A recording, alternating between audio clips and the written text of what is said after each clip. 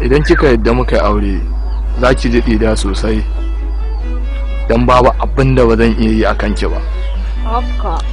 Jakuna ma 3 zan ajiye miki saboda fita yawo. Kin san dai su waye iyayena a garin nan, kuma kin san irin mulkin da muke da shi a garin nan.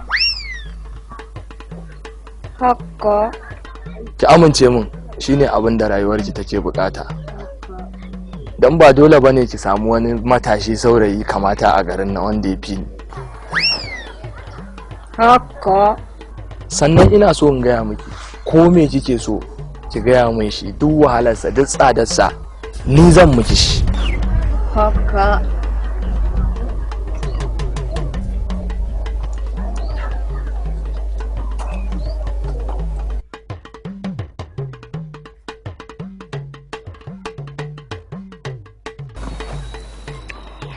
Wai yanzu kai na saurayi ne ko? Ƙwarai kuwa. Amma gaskiya ka cuci samari. Kafa a lallauye. Amma gaskiya in tabbatar maka da cewa ka cuce ni. Ina da saurayi na haɗaɗɗe ɗan gaye.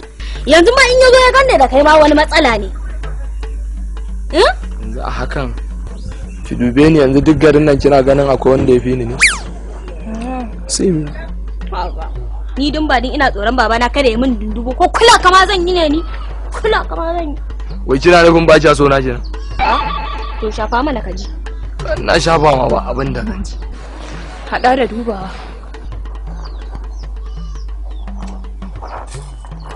Me za ka yi? Me za ka yi? Ba bintoto na. Kai, dakata. A bakin mutum ɗaya ne wannan kalmar take da daɗi. Zai ce bintoto sai in ji wani iri, amma a bakin ka ba daɗi zai yi ba. Me za ka yi?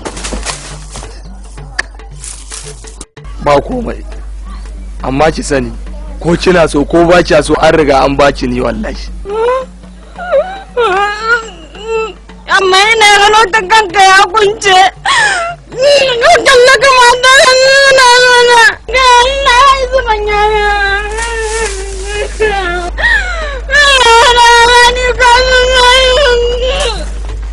Ya za ka kalle ni ga cewa ni kai saurayi na ne.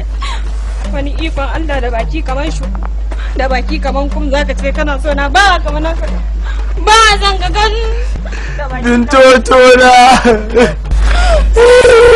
Ba na ƙaunar ka. Binto. Kamar gidanmu na ce.